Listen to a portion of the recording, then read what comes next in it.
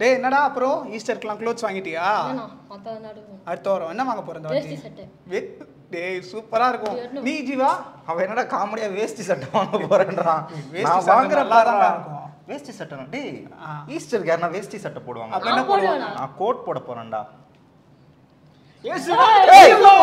டேய் என்னடா இது? சிலுவையா? சிலுவை என்னடா இப்படி தூக்கிட்டு வர? டேய் சிலுவை அப்படியேடா தூக்குவாங்க, காட்றா. சிலுவை இப்படி தூக்கும்டா. வெயிட்டே இல்ல தூக்கு. Girls are not allowed. Get out. Not allowed. Hello. அம்மா வெளிய போமா. சிலுவை எடுத்து அந்த பொண்ணை ஓட்டி விட்றான். போ வெளிய போ. இந்தாடா சிலுவை எப்படி தூக்கணும் இப்ப தெரிஞ்சுக்கோடா. இப்படி தான்டா சிலுவை தூக்கணும். ஏன் அப்படிதான் தூக்கணும்? ஏதாவது எழுதி இருக்கா? உள்ள ஒரே சத்தமா இருக்குது, ஒரே ஜாலியா இருக்கீங்க. என்னடா நடக்குதாங்க? இது நானா வர இரு. ஓகே, நான் வரதுக்கு முன்னாடி ஒரே பயங்கர சத்தம், ஒரே ஜாலியாக இருந்தீங்க, ஒரே இதை காமிச்சாவில் ஓட்டுறான்னா பேசின்னு இருந்தீங்க. என்ன விஷயம்? சரி, அதுக்கு போகிறதுக்கு முன்னாடி நிறைய பேர் நம்மளை பார்த்துட்டு இருக்காங்க. அவங்களுக்கு ஒரு ஹலோ சொல்லிடலாமா?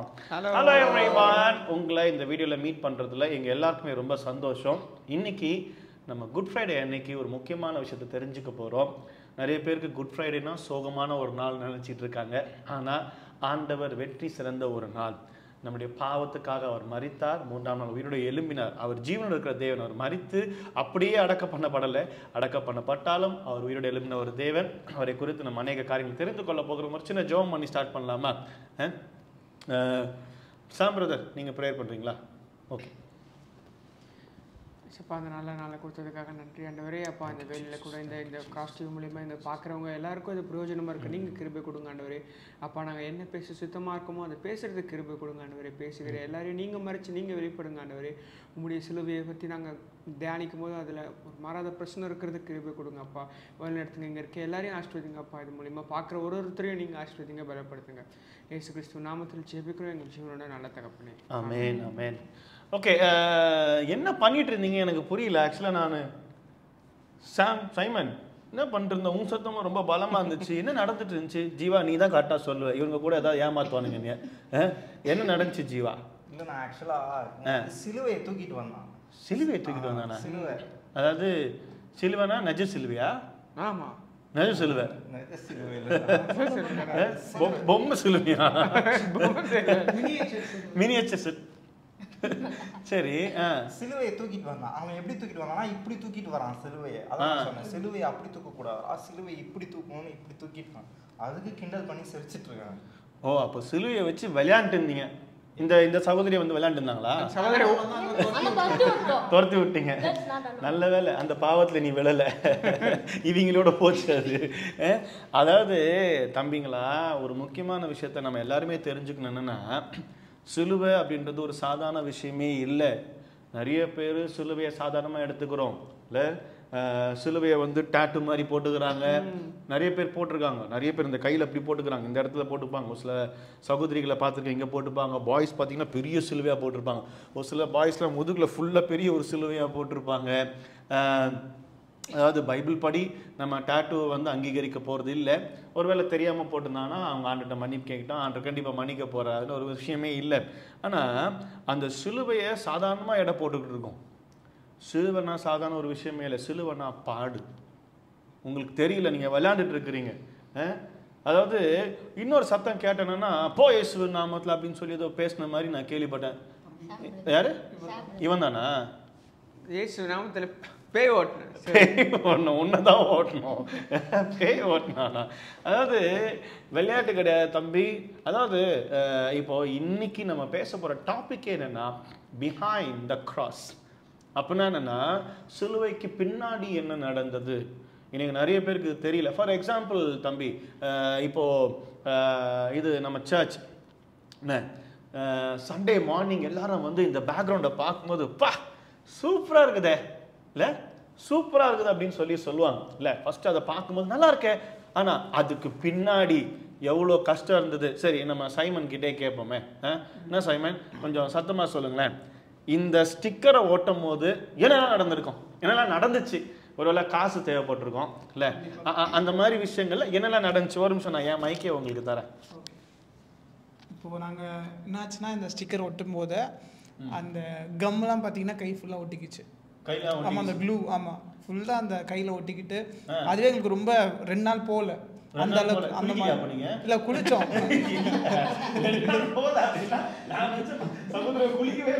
இல்லை அந்த அளவுக்கு அது ஹெவியாக இருந்துச்சு. அது பாருங்க இந்த கம் வந்து ஒட்டும் போது கையில் 2 நாள் அவர் கையில் இருந்திருக்கு. அப்போ சாப்பிடும் போது ரொம்ப கஷ்டப்பட்டு சாப்பிட்டுருப்பீங்களே? ஆமாம் சாப்பிடும் போதெல்லாம் கஷ்டமா இருந்துச்சு. ஸ்பூன்ல சாப்பிட்டார். ஸ்பூன்ல சாப்பிட்டாரா? நான் நினைச்சேன் இப்படி சாப்பிட்டாரு. ஓகே, அப்போ ரொம்ப கஷ்டப்பட்டிருக்கீங்க சாப்பிட. அது மட்டும் இல்ல, வெறும் நாங்க ஒட்டும் போது ஒரு சைடு டிசைன் தப்பா போகும், திருப்பியும் அதை எடுத்துட்டு ஓட்டணும். இந்த இது தப்பான டிசைனா இருக்க கூடாது. ஓகே, அப்போ அவ்வளவு கஷ்டப்பட்டிருக்கீங்க. அதுக்கப்புறம் ஒட்டும் போது கீழே விழுந்திருக்கோம். கீழே விழுந்தீங்களா? ஆமா. யாரு? தம்பி அவர்தான். தம்பி அவர்தான் மண்டைங்க. ஆமா, இப்படி விழுந்தாரு. இப்படி விழுந்தாரு. ஓகே, அப்போ இந்த அவுட்கம் வரதுக்கு எவ்வளவு கஷ்டப்பட்டிருக்கீங்க அப்படின்றத நீங்க சொல்றீங்க. இவர் ஏதாவது உதவி பண்ணாரா? இவர் வந்து நாங்க பிரியாணி சாப்பிடும்போது கூட சாப்பிட்டாரு. அப்போ இதை ஓட்டும் போது பிரியாணியே தின்றுருக்கீங்க நல்லா.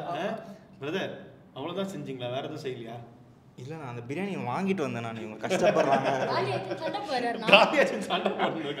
அதாவது சாதாரண விஷயம் இல்லைங்க. நல்லா பாருங்க, இந்த பேக்ரவுண்ட் வரதுக்கு எவ்வளவு கஷ்டங்கள் பின்னாடி இருக்கு இல்ல? இதுல கடையில போய் செலக்ட் பண்றது ஒரு சைடு, அங்க போய் டிசைன் செலக்ட் பண்ணணும், அதுக்கப்புறம் இந்த பேக்ரவுண்ட் கரெக்டான டைம்க்கு வரணும், ஓட்டணும். ஏன்னா அன்னைக்கு ப்ரோக்ராம் வேற அன்னைக்கு ஈவினிங்கே. ஸோ அப்போ அந்த அந்த டேக்குள்ளே உங்க கல்யாணம் இல்லை, கல்யாணம் இல்லை, இது இவர்களோட கல்யாணம். கல்யாணம்லாம் இல்லை, அவரோட என்கேஜ்மெண்ட். இவர் என்கேஜ்மெண்ட். ஓகே. ஸோ நாங்கள் இது அந்த டைம்குள்ளே ஒட்டணும், அதுக்கப்புறம் லைட்ஸ் போடணும், அந்த லைட்ஸ் போடுறதுக்கு லைட் வாங்கணும். ஓ, வெளிச்சமா இருக்கிறதுக்கு இதுவும் கண்டிப்பா கஷ்டம். ஏன்னா அந்த ரெண்டு தொங்கிட்டு இருக்குது, எப்படி போட்டீங்கன்னு தெரியல. அது ஒரு கம்பி வச்சு கட்டிருக்கோம். அது கம்பி வச்சு கட்டிருக்கிறீங்கல்ல. அப்போ இந்த அவுட்கம் வர்றதுக்கு எவ்வளவு வேலை பின்னாடி நடந்திருக்கு இல்ல? இப்போ ஹெசியாக்கா இவ்வளவு பிரைட்டா இருக்கிறாங்க அப்படின்னு சொன்னா எவ்வளவு பவுடர் பின்னாடி போட்டு வந்திருக்காங்க, எவ்வளவு மேக்கப். என்ன சிஸ்டர்? நிறைய ஆமா, நல்லா ஃபேஸ்லாம் வாஷ் பண்ணிட்டு அதுக்கப்புறம் பேக்லாம் போட்டேன். அதுக்கப்புறம் பிரைமர், மாய்ஸ்சரைசர். வீட்டுக்கு பெயிண்ட் அடிக்கிறீங்க, அதெல்லாம் போட்டா தான் பிரைட்டா தெரியும். வெயில்ல எல்லாம் உருகி ஊத்திச்சு. எல்லாம் உருகி ஊத்திச்சா? இவனுக்கு எக்ஸ்பீரியன்ஸ் இருக்கு போல. அப்போ இவங்க பிரைட் ஆகணும் அப்படின்னு சொன்னா பிரைமர் போடணும், மாய்ஸ்சரைசர் போடணும். இல்ல சைமன் பிரதர் கூட நைட் நேரத்துல ஏதோ கிரீம்லாம் போட்டு தூங்குறாப்லையா? அது என்னன்னு தெரியல. ஃபேஸ் வாஷ் இல்லையே, நான் எடுத்துட்டு வந்து வீடியோல காமிக்கிட்டு இல்ல. அதாவது நான் எதுக்கு சொல்ல வரேன்னா, ஒரு விஷயம் நடக்குது அப்படின்னு சொன்னா அதுக்கு பின்னாடி ஒரு விஷயம் நடந்திருக்கிறது. சாதாரண ஒரு விஷயமே அல்ல.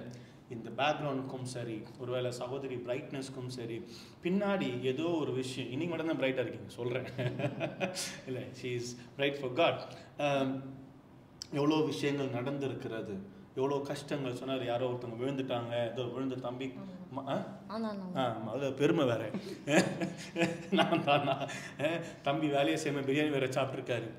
இந்த மாதிரி நிறைய கஷ்டங்கள் வந்ததுக்கு அப்புறம் தான் இது ஒரு பெரிய அவுட்கம், அழகான ஒரு அவுட்கம்.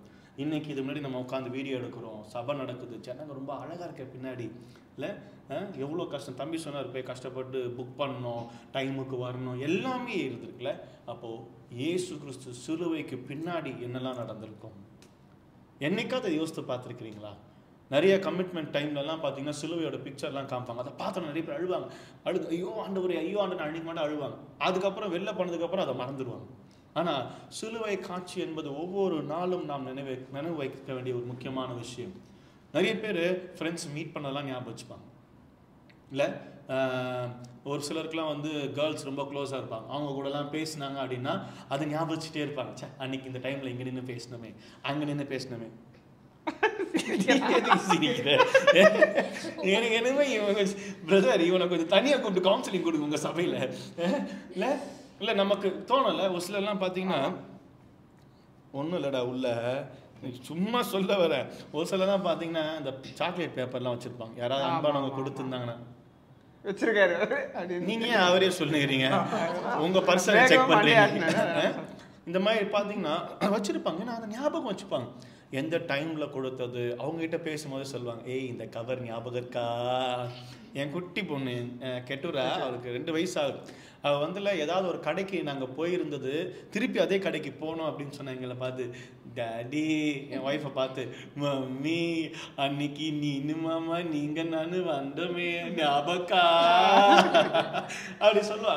அவளுக்கு ஞாபகம் இருக்குல்ல. அப்போ இதெல்லாம் நமக்கு ஞாபகம் இருக்கு. ஒருவேளை என் பொண்ணுக்கு இதெல்லாம் ஞாபகப்படுத்துற காட்டிலும் நான் சிலுவையை குறித்து நான் ஞாபகப்படுத்தணும்.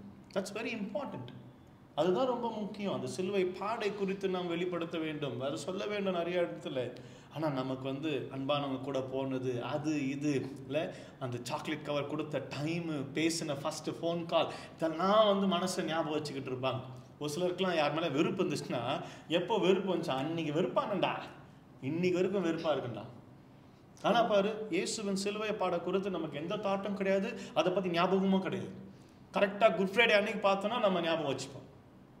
இல்லை 40 நாள் ஃபாஸ்டிங் இருப்போம், நான்வெஜ் தொட மாட்டோம். பிரதர், நீங்கள் நான்வெஜ் எதுவும் சாப்பிடாம இருக்கீங்களா? அந்த மாதிரிலாம் எதுவுமே இல்லை. நீங்கள் சிஸ்டர் நல்லா சாப்பிடுவேன். நேற்று மட்டன் பிரியாணி சாப்பிட்டீங்களா? நீங்கள் அப்படிலாம் இல்லை. சரி, ஓகே. அது ஒரு சிலருடைய வைராக்கியம், அவங்க கர்த்தருக்காக செய்கிறாங்க, அதை செய்யட்டும். ஆனால் இன்னைக்கு சிலுவை குறித்து நாம் ரொம்ப ஈஸியாக நினைக்கிறனால தான் நம்ம ஆண்டவரை ரொம்ப ஈஸியாக எடுத்துக்கிட்டோம். சரி, சிலுவையில் ஆண்டவர் எத்தனை மணி நேரம் தொங்கியிருக்கிறார்? 3 மணி நேரம். 3 மணி நேரம். என்னாச்சு? தொண்டை கட்டிடும், உடனே கட்டிடும் தொண்டை.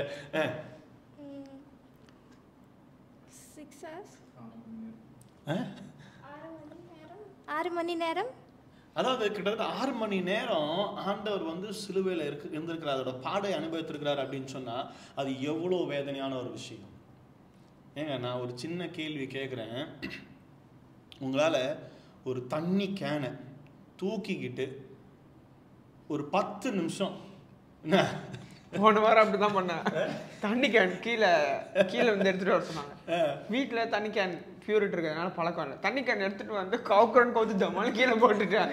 கையிலே விழுந்து வீங்கிடுச்சு, கை வீங்கிடுச்சு. அப்போ பாருங்க, உங்களால் ஒரு கேனை கொஞ்ச நேரம் தூக்க முடியல, ஏன்னா அது பழக்கம் இல்லை. இல்லை இயேசு கிறிஸ்துக்கு தினமும் சிலுவையை தூக்கி பழக்கமா? ஜிம்முக்கு போயிட்டு இருக்கீங்கல்ல பிரதர், கொஞ்சம் ஜிம்முக்கு போய் உடம்புலாம் பலமாக வச்சுருக்கீங்க போல. என்ன பிரதர் கொலான்னு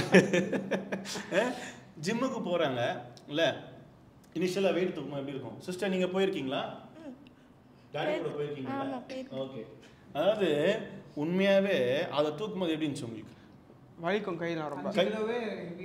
5 கிலோவே ஹெவியாக உங்களால்? சரி, என்னோட கொஸ்டின் என்ன, எவ்வளோ நேரம் உங்களை தூக்கி வைக்க முடியும் ஒரு வெயிட்டை? ரொம்ப நேரம் 2-3 மினிட்ஸ் தான்.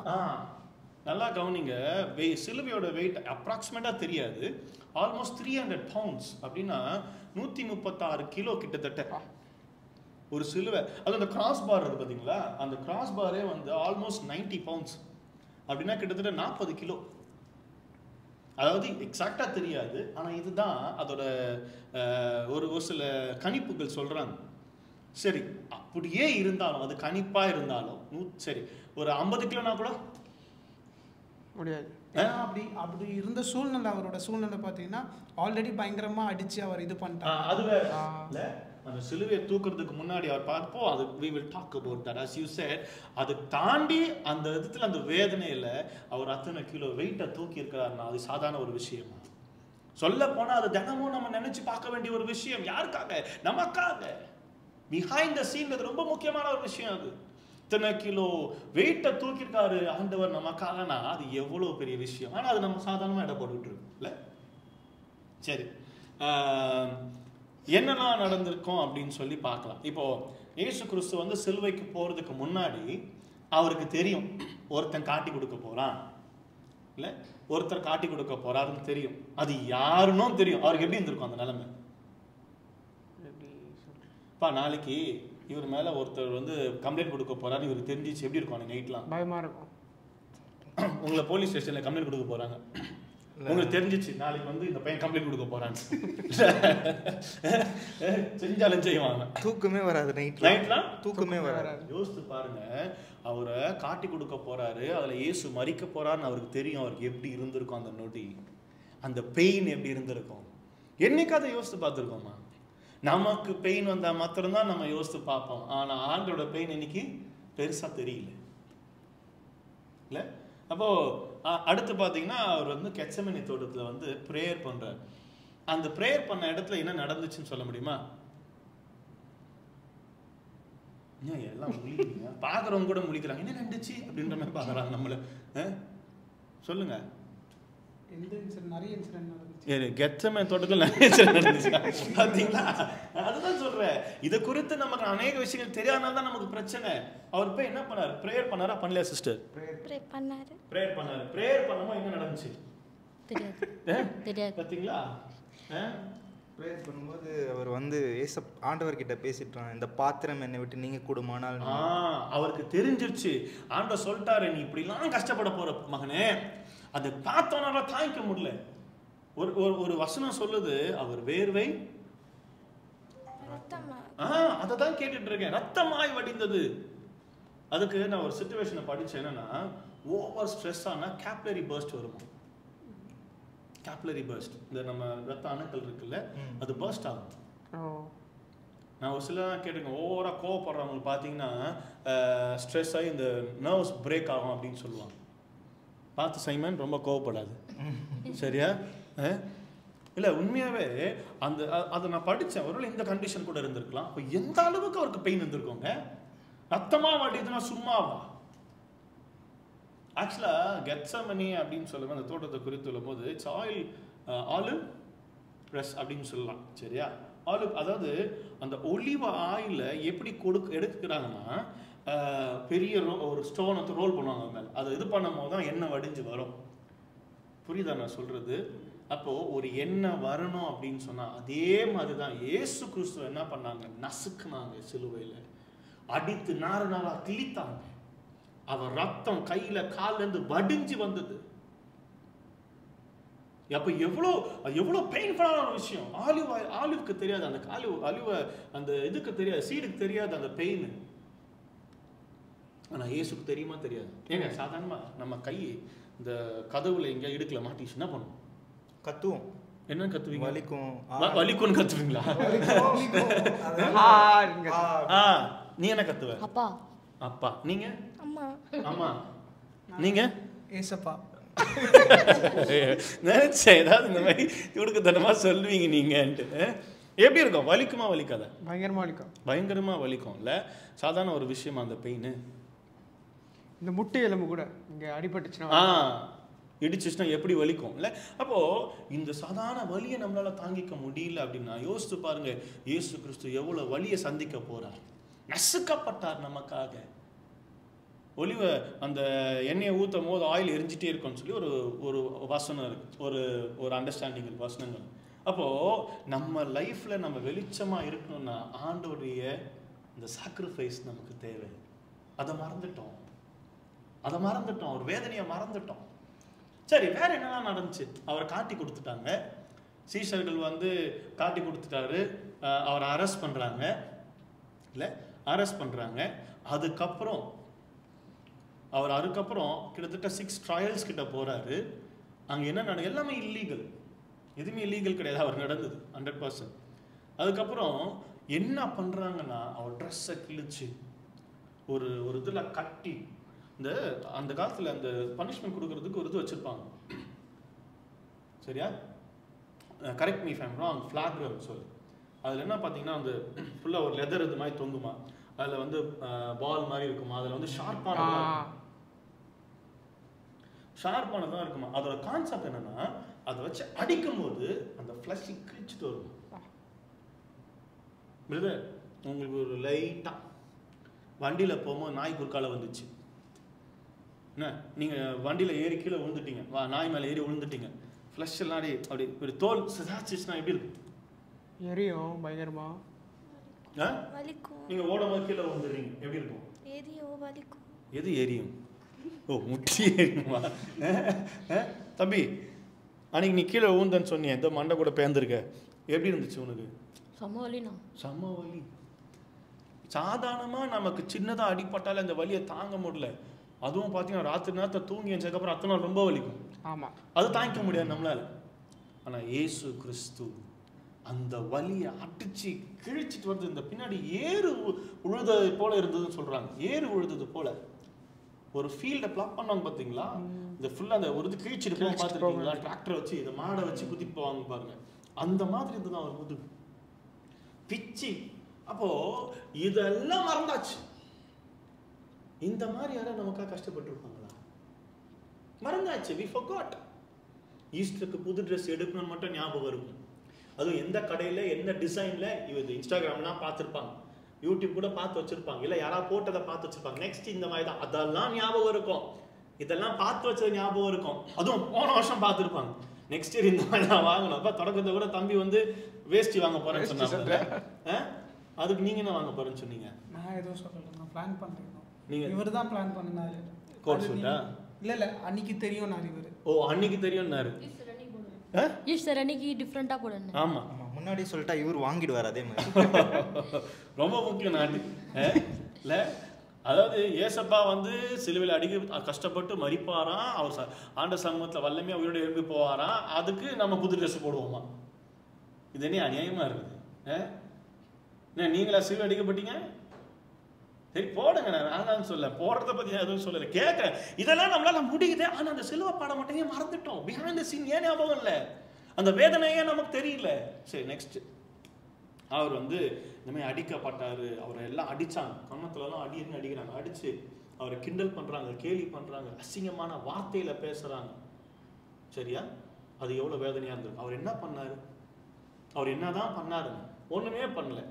சரி, நீங்க ரோட்ல அடி போயிட்டு இருக்கீங்க, திடீர்னு ஒருத்தவங்களை கெட்ட வார்த்தை போட்டு பேசினா உங்களுக்கு எப்படி இருக்கும்? சமகம். கெட்ட வார்த்தையில் நார்மலாக ஏதாவது ஒரு ஹார்ஷா சொன்னாலே நம்மளுக்கு உடனே கோவம் வந்துடும். ஜெய் அப்படின்னாலே கோவம் வந்துடும். டெய்ன்னு சொன்னாலே கோவம் வரும்.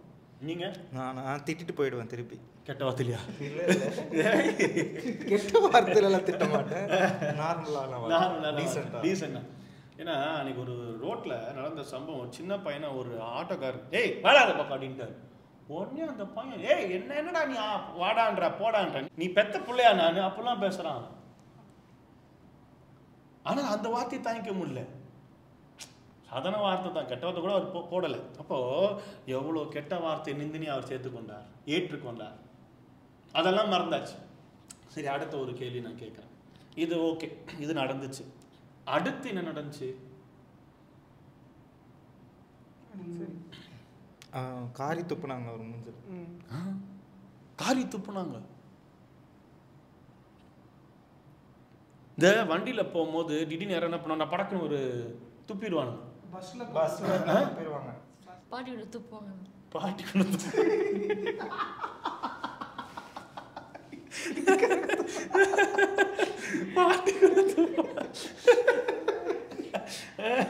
சரி ஓகே.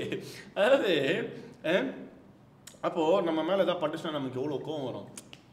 அவங்க நம்ம மேல துப்புணும் துப்பல, ஆனா இவர் மேல துப்புணும் துப்புறாங்க இல்ல, எவ்வளவு கஷ்டமா இருந்திருக்கும். சரி, இந்த மாதிரி வேதனைகள்லாம் மறந்தாச்சு. இதான் பிஹைண்ட் த கிராஸ். இன்னும் நிறைய நடந்தது, நிறைய விஷயங்கள் நமக்கு இருக்கு பேசுறதுக்கு. அடுத்து என்ன பண்ணாங்கன்னா, அந்த அது எருசலேம்லயே ஒரு ஃபேமஸான தான் புஷம், அதோட இதுவே கிட்டத்தட்ட 3 இன்ச் இருக்கும் அந்த தானே. அந்த அதை எடுத்து தலையில முழுக்கிட மாதிரி குத்தி ஒரு இதை வச்சு அடி அடிக்கிறாங்க. அடிச்சு அது உள்ள போகுது, 3 இன்ச் உள்ள போகுது. எப்படி இருக்கும்? ஒரு இடத்துல நான் ஆசிக்கிறேன் சொல்லுது, அவர் முகமே செஞ்சு போன மாதிரி இருந்தது. டிஸ்பிகார்டு ஃபேஸ், டிஸ்பிகார்டு ஃபேஸ். யாருக்காக இதெல்லாம்? நமக்காக தான். டிஸ்பிகார்டு ஃபேஸ். அவர் முகம் எப்படி செஞ்சு போயிருந்திருக்கும் யோசிச்சு பாருங்க. ஷேப்பே இல்லாம மூஞ்சி எல்லாத்தையும் தாங்கிட்டாரு.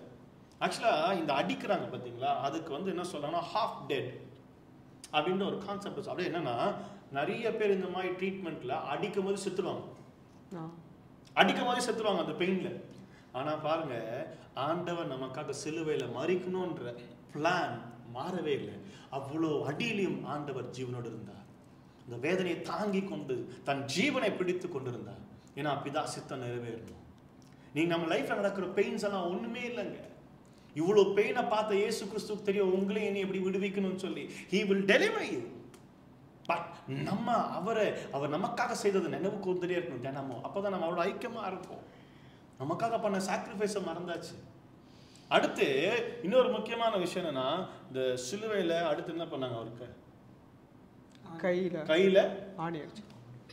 கையில ஆணி அடிச்சாங்களா? அடிக்கலையா? அடிச்சாங்க. எங்க அடிச்சாங்கன்னு சொல்ல முடியுமா? இங்க நிறைய பேர் இந்த wrist அப்படின்னு சொல்றோம். மணிக்கட்டு தான் இங்க. மணி நிறைய கட்டி வச்சுக்கிறீங்களா? சரி, எனக்கு யாராவது ஒருத்தர் சொல்ல முடியுமா ஏன் இந்த இடத்துல அடிச்சாங்க? ஏன்னா இங்க 2 போனுக்கு நடுவில் கேப் இருக்கு. அங்க அடிச்சா கரெக்டா உள்ள இந்த இடத்துல அடிச்சா இந்த இந்த இது கிழிச்சிட்டு வராது. ஸோ பாடி வெயிட்டை தாங்கிறதுக்காக இந்த இடத்துல அடிச்சிருக்காங்க. இந்த இடத்துல சாதாரண விஷயம் இல்லை. உங்களுக்கு ஒரு சாதாரணமாக பின்னு குத்துச்சுன்னா எப்படி இருக்கும்? பின்னு குத்து பண்ணுவோமா பண்ண மாட்டோம்? இல்லை பண்ணுவோமா பண்ண மாட்டோமா? பண்ணுவோம். நிறைய பேர் பாருங்க அந்த பின் வச்சு வாயில குத்திட்டே இருப்பாங்க. அது ஒரு சில பழக்கம் இருக்கு. என் சின்ன பொண்ணு பின் எடுத்து வச்சு விளையாண்டுக்கும். எடுத்துட்டு என்ன காமிக்கிட்ட டி ஞாபகா இப்படி காமிக்க மாதிரி என்கிட்ட வச்சு வாயில வச்சு அப்படின்னு. பாப்பா கொடு பாப்பா, வேணா பாப்பா குத்திரும். ஏன்னா அது அவளை குத்திச்சுன்னா வலிக்கும்னு சொல்லி தாப்பனுக்கு தெரியும். அந்த பெயின் அவளால் தாங்கிக்க முடியாது. யோசிச்சு பாரு, பிதாக்கு என் மகன் கையில ஆணி அடிக்க போறாங்கன்னு தெரியும். அவருக்கு எவ்வளவு பெயின் வந்துருக்கும், எவ்வளவு வேதனை இருந்திருக்கும். நான் சொல்றது உங்களுக்கு புரியுதா? அப்போ எவ்வளவு விஷயங்கள் இன்னைக்கு நம்ம வாழ்க்கையில மறந்துருக்கிறோம். ஒரு கையில் இந்த இடத்துல அடிச்சது ரீசன் என்னன்னா தாங்கி பிடிக்கும். அடுத்து என்ன பண்ணாங்க? காலில் அடிச்சாங்க. காலில் அடிச்சது அது எவ்வளவு பெயின்ஃபுல்லா இருந்திருக்கும். 2 காலை ஒன்னா வச்சு அடிக்கிறாங்க. அடிச்சதுக்கு அப்புறம் சிலுவையில் அவர் தொங்குறாரு. அவர் ஹோல் பாடி ஒரு பக்கம் அந்த சிலுவையில் தொங்கிட்டு இருக்குது. ஏது இந்த 2 கை தான் சப்போர்ட். சதை பிச்சிட்டு இருக்கு ஒரு பக்கம் முதுகுல. அவர் அந்த இதுல சாஞ்சிட்டு நிக்கிறார். எவ்வளவு பெயின் வந்திருக்கும் அந்த இடத்துல. அந்த இடத்துல சொல்றாரு, ஐயோ பிதாவே நீ ஏன் கைவிட்டீங்க? ஆக்சுவலா என்ன அண்டர்ஸ்டாண்டிங், என்னை ஏன் கைவிட்டீங்கன்றது ஒரு விஷயம். பாயிண்ட் என்னன்னா, பிதா அவரை கைவிட வேண்டிய சிச்சுவேஷன் என்னன்னா, உலகத்திற்கு பாவம் எல்லாம் அவர் மேல சுமக்கப்பட்டது. அவர் அப்படியே தனிமைப்படப்பட்டார், படுத்தப்பட்டார். ஒருவேளை இன்னைக்கு நான் ஒரு விஷயத்த சொல்ல விரும்புறேன், நான் தனியா இருக்கேன்னு சொல்றீங்களா? அப்போ உங்க கூட ஆண்டவர் இல்லை நீங்க ஃபீல் பண்ணுங்க. காரணம்னா ஏதோ தப்பு உங்களுக்கு திரும்ப திரும்ப நீங்க செஞ்சுட்டு இருக்கீங்க. அதனாலதான் அநேக நேரத்தை நீங்க தனிமையை உணர்றீங்க. திரும்ப திரும்ப ஒரு தப்பா செய்யறீங்களா, உங்களுக்கு தனிமை வரும். ஏன்னா பிதாவுக்கும் உங்களுக்கும் எந்த கனெக்ஷனும் இருக்காது. ஏசு கிறிஸ்துக்கு கனெக்ஷன் நம்ம போச்சு. திருத்துவத்துல ஒரு சின்ன பிரேக் வந்த மாதிரி ஆகி போச்சாங்க. அவருக்கு எவ்வளவு பெயின் வந்திருக்கும். ஆண்டவரே கைவிட்டார், நான் இவ்வளவு பெயின்ல இருக்கேன், நான் இவ்வளவு கஷ்டத்துல இருக்கேன், என்னை கைவிட்டீங்களே. ரத்தம் ஊத்துது. எவ்வளவு ஸ்ட்ரெஸ் இருக்கும் அவருக்கு. ஒரு பக்கம் எவ்வளவு ஆகனி இருக்கும். ஐயோ என்னெல்லாம் முடியல, உடம்பெல்லாம் வலிக்குது, கால்லாம் வலிக்குது, கிழிச்சு ரத்தம் ஊத்துது. பக்கத்துல வேற 2 பேர் திருடங்க. இவங்கள சொல்ல என்ன, நீங்க கூட சொல்லுங்க, பக்கத்துல 2 பேர் திருடங்க. பக்கத்துல 2 பேர் திருடுங்க. அந்த 2 பேர் பக்கத்துல இதுல வேற ஒருத்தன் ரொம்ப அசிங்கமா பேசிட்டு இருக்கான். ஆண்ட வேதனை படுத்துறான். ஒருத்தர் சொல்ல, டேய் அவர் எந்த தப்பும் செய்யலடான்றான். அவருக்கு எவ்வளவு நிந்தனை இருந்திருக்கும், எவ்வளவு வேதனை இருந்திருக்கும். ஐயோ நான் ஒண்ணுமே பண்ணலையே. ஆனாலும் அந்த வேதனை இதாங்க behind the cross. You need to understand the pain of Jesus. அந்த ஆணி எவ்வளவு பெயின்ஃபுல்லா இருந்திருக்கும் தெரியுமா? நான் கீழே விழும்போது எனக்கு இங்க அடிபட்டுச்சு. அந்த பெயின் எனக்கு 2 வருஷமா போவே இல்லை. லைட் தாங்கப்பட்டா பயங்கரமா வலிக்கும். அதுவே என்னால தாங்கிக்க முடியல. சுருண்டுருவேன், அப்படியே உட்காந்துருவேன் தாங்கிக்க முடியாம. அதுவே என்னால தாங்கிக்க முடியல. இயேசு கிறிஸ்து எவ்வளவு வேதனை தாங்கி இருக்கிறார். உங்களுக்கும் எனக்கும் தான். Please understand this, the pain of cross. அந்த வேதனை நம்ம தெரிந்து கொள்வோம், புரிந்து கொள்வோம். கடைசியில சொல்றாரு, என் ஆவியை ஒப்பு கொடுக்கிறேன். It is finished. என் ஆவியை ஒப்பு கொடுக்கிறேன். நமக்காக மரித்தார். தாகமா இருக்கிறேன்னு சொல்றாரு. தண்ணி வேணும்னு இல்லை, அவர் கம்ப்ளீட்டா உடம்புல எல்லாமே போயிடுச்சு, எக்ஸாஸ்டடா இருக்காரு. ஒரு விஷயத்தை நம்ம நல்லா அண்டர்ஸ்டாண்ட் பண்ணணும். 100% காடா இருந்தாரு, 100% ஹியூமனா இருந்தார். அவருக்கு எல்லா ஃபீலிங்ஸும் உண்டு அந்த இடத்துல. நீங்கள் என்ன ஃபேஸ் பண்ணுறீங்களோ அது அவருக்கும் ஃபேஸிங் அந்த அந்த அந்த மொமெண்ட்டில் அவர் ஃபேஸ் பண்ணியிருப்பார். தயவு செய்து கிராஸை இழிவுபடுத்தாதீங்க, அதை சாதாரணமாக இடம் போடாதீங்க. அது ஒரு மோசமான ஒரு பெயின். வசனத்தை ஒரு அழகான வசனம் இருக்குது. Can I read this? நான் குயிக்காக வாசித்து முடிச்சிடுறேன். Luke chapter 9 verse 23 ஏசப்பா நம்மகிட்ட சொல்கிற விஷயம். Then he said to the crowd நம்மளை பார்த்து, if any one of you wants to be my follower, you must give up your own way. உங்களுடைய வழிகளை விட்டுட்டு, உங்களுக்கு பிடித்ததை விட்டுட்டு, take up your cross daily and follow me. என்னது? Daily, தினமும் கிராஸை சுமக்கணுமா? லிட்டரலாக கிராஸை சொல்லலை. இயேசுவோட வாழ்க்கையே பாடுகள் தான். அவருக்காக நம்ம வரோமா? பாடுகள் வரும், பர்சிக்யூஷன் வரும். ஆனால் அதில் ஆண்டவர் நம்மளை ஆசீர்வாதமாய் நடத்துவார், கண்டிப்பாக நடத்துவார். இன்னொரு வசனம் சொல்லுது, லூக்கா 14:27 if you do not carry your own cross and follow me, you cannot be my disciple. நீங்கள் சிலுவை எடுக்கலைன்னா, உலக பிரகாரமான காரியங்களை மறக்கலைன்னா நீங்கள் ஆண்டுக்கு டிசைப்பிளாக இருக்கவே முடியாது. எத்தனை குட் ஃப்ரைடே வந்தாலும் சரி, எத்தனை முறை நீங்கள் 7 வார்த்தையை கேட்டாலும் சரி, எத்தனை முறை அந்த நான் உங்களை நேசிக்கிறேன்னு சொன்னாலும் சரி, இந்த அவரோட சிலுவை, அதாவது அவரோட கிராஸை நீங்கள் லைஃப்பில் எடுத்துக்கொள்ளலைன்னா, அதாவது அவரோட வாழ்க்கை நெறிகளை நீங்கள் எடுத்துக்கொள்ளலைன்னா, அவர் பாடுகளை நீங்கள் பங்கெடுக்கலைன்னா, நம்ம வாழ்க்கையில் அவர் ஃபாலோவராக நம்ம இருக்க முடியாது. ஒரு வேலை இன்னைக்கு ஆண்டு நம்மளோட பேசி கொண்டு இருக்கிறார். நம்ம எல்லாரும் கண்களை மூடி ஜெபிக்கலாமா? அன்பு நிறைந்த ஆண்டவரே, உங்கள் சிலுவையை நாங்கள் சாதாரணமாக இடம் போட்டோம், விளையாட்டாக இடம் போட்டோம், இன்றைக்கி ஃபேன்சியாக இடம் போட்டோம். சிலுவையை ஒரு பெருசாக ஒரு ஸ்டைலாக செயினாக போட ஆரம்பிச்சிட்டோம். இன்றைக்கி ரொம்ப ஈஸியாக போச்சு. உங்கள் சிலுவைனா அது ஒரு ஸ்டைல். கிறிஸ்டியனுக்கு ஒரு சிலுவை அது ஒரு அடையாளம் மாதிரி ஆகிப்போச்சு ஏசப்பா. அதாவது ஒரு ஃபேன்சி சிம்பிள் மாதிரி ஆகிப்போச்சு. எதில் பார்த்தாலும் சிலுவை இருக்கணும், சிலுவை இருக்கணும். ஆனால் வாழ்க்கையில் அந்த சிலுவைக்குரிய மரியாதை நாங்கள் கொடுக்கல. அதை மறந்தாச்சு, அந்த பெயினை மறந்தாச்சு ஏசப்பா. எங்களை மன்னிச்சிடுங்க. நீங்கள் பட்ட பாட நாங்கள் உணர்ந்து கொள்ள எங்களுக்கு கிருபை கொடுங்க. எங்கள் மேலே உங்களுடைய அபிஷேகம் இருக்கட்டும். எங்களை மன்னிங்கப்பா. ஒவ்வொரு நாளும் உங்களுடைய பாடலை நினைத்து வாழ கிருபை கொடுங்க. உங்களோடு நெருங்கி வாழ கிருபை கொடுங்கப்பா. ரபாபா ஷபாலா பதரபா. எங்களை மன்னித்ததுக்காக நன்றி செலுத்துகிறோம். எங்களை பரிசுத்தப்படுத்தினதுக்காக நன்றி செலுத்துகிறோம். நீரே மகிமைப்படுவீராக. மீட்பர் இயேசுவின் நாமத்தில் ஜெபிக்கிறோம் நல்ல பிதாவே. ஆமென், ஆமென், ஆமென். ரொம்ப சந்தோஷம் உங்களை நாங்கள் சந்தித்தது. தொடர்ந்து இந்த மனதில் வைத்துக் கொள்ளுங்க. ஆண்டவர் உங்களோடு பேசியிருக்கிறார். அவர் சீஷர்களாக நாம் இருப்போம், சிலுவையை சுமப்போம். ஆண்டவர் உங்களை ஆஸ்வதிப்பார். தொடர்ந்து ஊழியங்களுக்காக ஜெபிங்க. God bless you all. Bye bye.